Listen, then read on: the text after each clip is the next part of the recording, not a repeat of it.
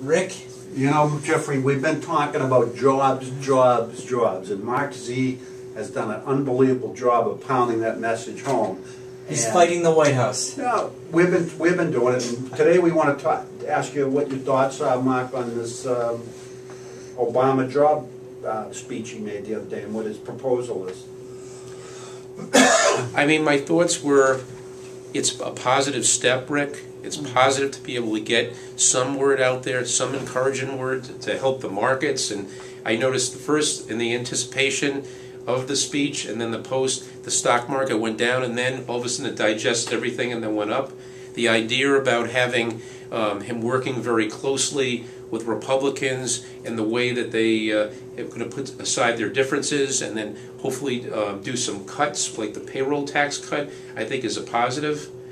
My issue, though, again, this extension of job benefits, it just was the same old, same old. So I think it was unemployment unemployment extension of unemployment benefits. So I think it was a repackaging of the concept to work on what the agreement was.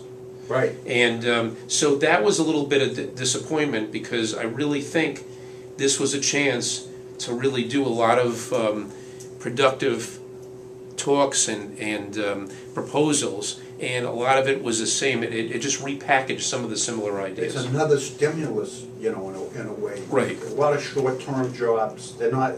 It doesn't address the systemic problems, it seems like. Right.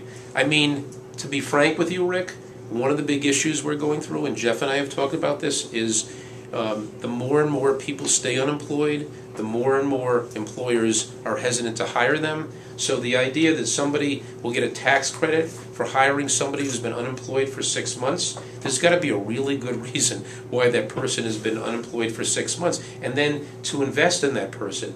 Because I will tell you, a lot of companies have absorbed people for one reason or another that got laid off, but were still decent people for the last couple of years. So what's left? Right. It's really, that's the thing. 10%. Right, the bottom 10%. And so unless there's a really good reason, employers are not going to say, you know what, I'm going to take a chance on this person because I will have the extended payroll tax. I mean, employers are now, it's happened to me, I mean, and we'll talk about this further, Rick, at another point, but it's happened to me so many times in the last few weeks now that the summer is going, about employers saying, but what have they done since '09? What have they done since 10? Well, what have they done? Right, Mark. We've talked